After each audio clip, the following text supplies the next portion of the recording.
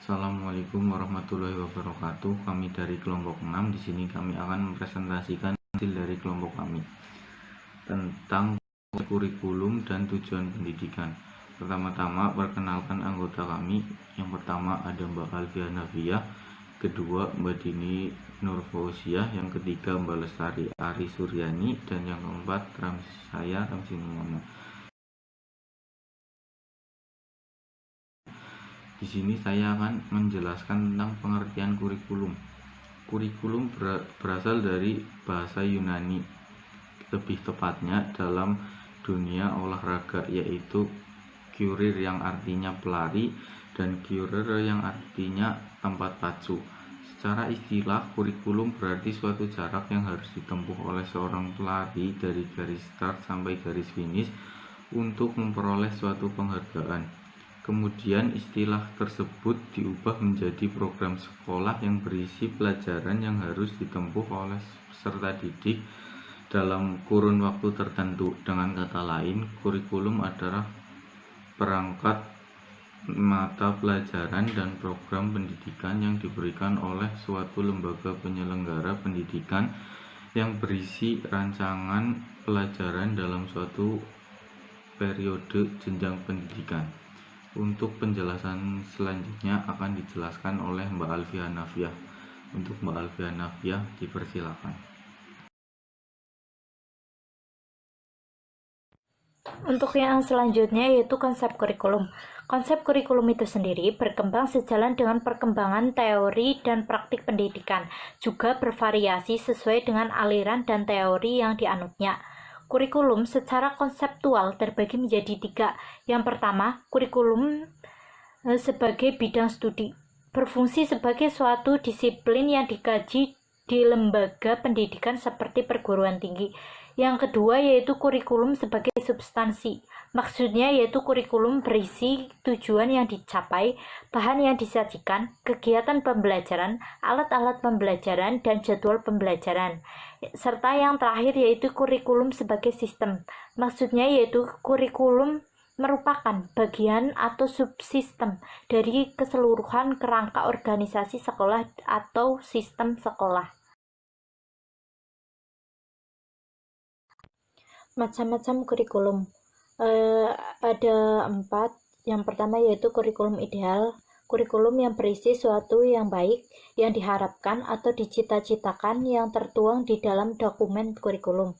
Yang kedua yaitu kurikulum nyata, yaitu kegiatan nyata yang dilakukan dalam proses pembelajaran yang menjadi kenyataan dari kurikulum yang direncanakan. Yang ketiga yaitu kurikulum tersembunyi, yaitu segala sesuatu yang mempengaruhi peserta didik secara positif ketika sedang mempelajari sesuatu. Yang keempat yaitu kurikulum dan pembelajaran. Kurikulum sendiri itu merujuk pada suatu program yang bersifat umum untuk jangka waktu lama dan tidak dapat dicapai dalam waktu seketika. Sedangkan pembelajaran bersifat realistis, khusus, dan harus dicapai pada saat itu juga. Ya, selanjutnya di sini saya akan menjelaskan materi tentang peran kurikulum. Yang pertama, peran konservatif. Kurikulum bertanggung jawab untuk menafsirkan dan mentransmisikan warisan sosial pada generasi muda. Dalam hal ini, sekolah sebagai suatu lembaga sosial dapat mempengaruhi dan membina tingkah laku siswa dengan nilai-nilai sosial yang ada di lingkungan masyarakat. Yang kedua, peran kritis atau evaluatif. Dalam hal ini, kurikulum turut aktif berpartisipasi dalam kontrol sosial dan memberikan penekanan pada unsur berpikir kritis. Yang ketiga, yaitu peran kreatif. Dalam hal ini, kurikulum menciptakan dan menyusun suatu hal yang baru sesuai dengan kebutuhan masyarakat di masa sekarang maupun di masa yang akan datang.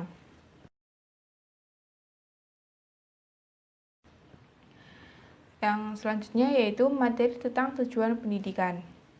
Tujuan pendidikan secara umum adalah untuk mencapai kedewasaan jasmani dan rohani anak didik.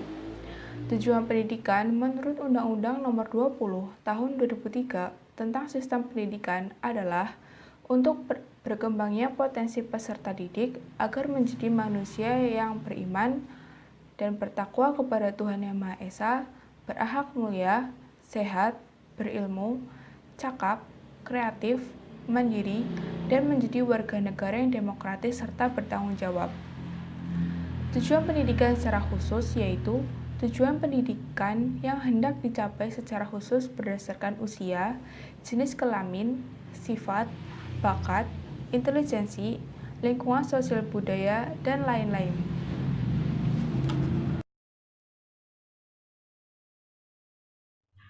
Kemudian dilihat dari jenis lembaga pendidikan, tujuan pendidikan adalah sebagai berikut. Yang pertama, lembaga pendidikan informal atau keluarga. Bertujuan untuk menanamkan nilai-nilai kebaikan dalam diri seorang anak sedari kecil. Nah, dalam hal ini tentunya setiap anggota keluarga memiliki kewajiban, hak, dan tanggung jawab untuk melaksanakan tujuan pendidikan keluarga, salah satunya dengan cara mengajarkan anak-anak sedari kecil tentang norma-norma agama, moral, cara bersikap terhadap orang lain, menghormati orang lain, tutur bahasa yang sopan terhadap orang lain, dan sebagainya. Kemudian yang kedua adalah lembaga pendidikan formal atau sekolah. Bertujuan untuk membantu lingkungan keluarga untuk mendidik dan mengajar, memperbaiki, memperluas wawasan atau tingkah laku anak didik yang dibawa dari lingkungan keluarga. Selain itu juga untuk membantu pengembangan bakat. Ketiga, ada lembaga pendidikan non-formal atau masyarakat. Bertujuan untuk mengembangkan kemampuan atau keterampilan kerja peserta didik dalam upaya perbaikan penghidupannya. Nah, selain itu juga sebagai pengganti pendidikan formal, lembaga pendidikan non-formal juga bertujuan untuk memberikan kesempatan kepada anak-anak atau orang dewasa yang karena berbagai macam alasan tidak dapat memperoleh atau menempuh pendidikan. Biasanya kegiatan belajar mengajar yang dilaksanakan oleh lembaga pendidikan non-formal atau masyarakat ini adalah memberikan pengetahuan dasar menulis, pengetahuan dasar membaca, berhitung, dan pengetahuan-pengetahuan praktis atau sederhana yang berkaitan dengan kehidupan sehari-hari. Contohnya gizi keluarga, pelestarian lingkungan, pelestarian keluarga, dan lain sebagainya. Kemudian yang terakhir adalah fungsi tujuan pendidikan. Tujuan pendidikan memuat nilai-nilai yang baik, luhur, pantas, benar, dan indah untuk kehidupan. Oleh karenanya, tujuan pendidikan mempunyai dua fungsi, yaitu sebagai pengarah terhadap segenap kegiatan pendidikan dan sebagai sesuatu hal yang ingin dicapai terhadap segenap kegiatan pendidikan. Demikianlah pentingnya tujuan dan fungsi pendidikan, maka menjadi suatu keharusan bagi kalangan pendidikan untuk memahaminya. Kesalahpahaman terhadap tujuan dan fungsi pendidikan akan berakibat pada kekeliruan atau kesalahan dalam melaksanakan proses pendidikan.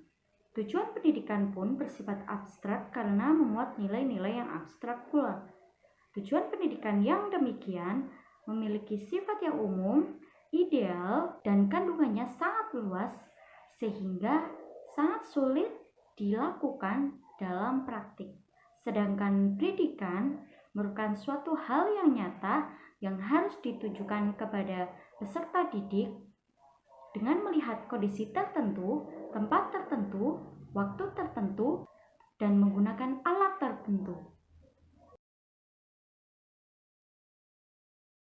Sekian presentasi dari kelompok kami, kurang lebihnya kami memohon maaf dan mohon maklum. Semoga apa yang telah kami sampaikan menjadi sesuatu yang bermanfaat. Terima kasih. Wassalamualaikum warahmatullahi wabarakatuh.